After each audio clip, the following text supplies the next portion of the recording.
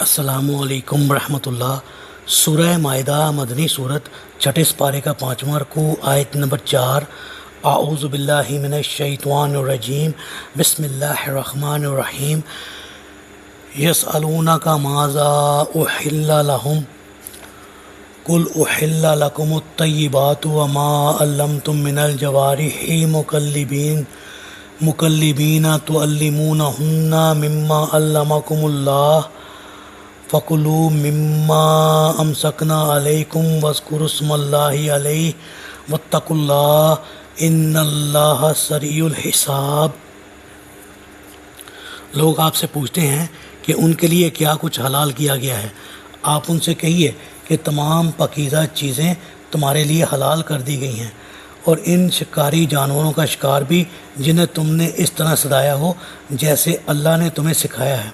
لہذا جو شکار وہ تمہارے لیے روکے رکھیں وہ کھا سکتے ہو، اور انہیں چھوڑتے وقت اللہ کا نام لے لیا کرو اور اللہ سے ڈرتے رہو، بلا شبہ اللہ کو حساب چکانے میں دیر نہیں لگتی۔ جی، اس آیت میں کھانے پینے کی اشیاء کی حلت اور حرمت کے متعلق ایک عظیم الشان اصول دیا گیا ہے، جسے فقہی زبان میں یوں ادا کیا جاتا ہے کہ ہر چیز کی اصل اباحت ہے، اور اس کا مطلب یہ ہے کہ کھانے پینے کی تمام اشیاء دو شرطوں کے ساتھ تمہارے لیے حلال ہیں۔ ایک یہ کہ وہ چیز پاکیزہ اور صاف ستھری ہو، گندی، باسی، سڑی ہوئی اور بدبودار نہ ہو۔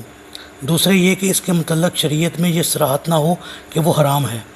اس طرح حرام اشیاء کا دائرہ بہت محدود ہو جاتا ہے اور حلال اشیاء کا دائرہ بہت وسیع ہو جاتا ہے، جبکہ اس آیت کے نزول سے پہلے عموماً یہی سمجھا جاتا تھا کہ حلال صرف وہ چیز ہو سکتی ہے جس کے متعلق شریعت میں واضح ثبوت موجود ہو،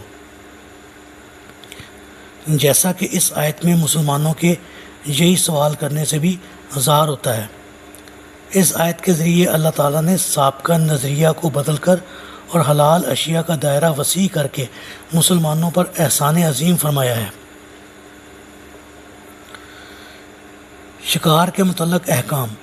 شکاری جانوروں میں پرندے بھی شامل ہیں، جیسے باز اور شکرا وغیرہ، یعنی کتا، چیتا، باز، شکرا، جس سے بھی یہ بات سکھائی گئی ہو کہ وہ شکار کو اپنے مالک کے لیے روک رکھے گا، خود اس میں سے کچھ نہ کھائے گا۔ آپ صلی اللہ علیہ وآلہ وسلم نے فرمایا، جب تم اپنے سدائے ہوئے کتوں کو چھوڑو اور ان پر اللہ کا نام لو تو ان کا کیا ہوا شکار کھا لو۔ آپ صلی اللہ علیہ وآلہ وسلم نے فرمایا، جب تم اپنا تیر چھوڑو تو بسم اللہ کہہ لو۔